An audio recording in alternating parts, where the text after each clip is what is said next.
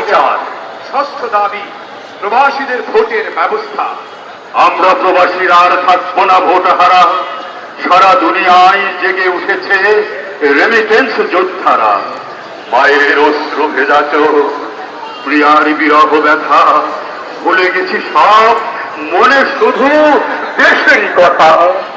গন্ডা গন্ডা কুড়ি করাই মাথায় দেশের পানে, তবু কেন থাকি বঞ্চিত ভোটাধিকার কেড়ে নেয়া মানে?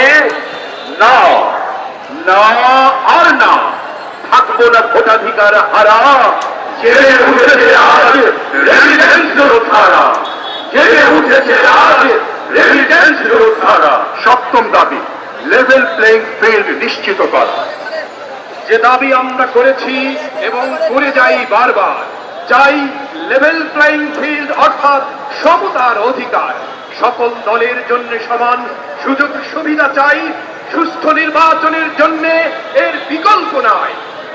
সমতা যখন প্রশ্নের মুখে সন্দেহ থাকে মনে, বিশ্বাস কারো থাকে না তখন যে কোনো নির্বাচনে। আইনের চোখে সবাই সমান, এ কথায় হোক পান। লেভেল প্লেইং ফিল্ড হলে হবে শ্রেষ্ঠ নির্বাচন, লেভেল প্লেইং ফিল্ড হলে হবে শ্রেষ্ঠ নির্বাচন। বাংলাদেশের রাজনীতিতে বাংলাদেশ জামাত ইসলামী একটি সৌহার্দ্যমূলক ধারার প্রচলন দেখতে চায়, যেখানে থাকবে না কোনো রেশারেশি, থাকবে না গোষ্ঠী বা ব্যক্তিকেন্দ্রিক স্বার্থের দ্বন্দ্ব, থাকবে শুধু ধর্ম বর্ণ নির্বিশেষে জনতার কল্যাণ।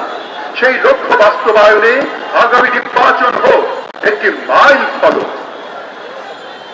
আমাদের এই দেশ আমরা তো করবই, স্বার্থবা দাবিতে প্রাণ দিয়ে লড়বই।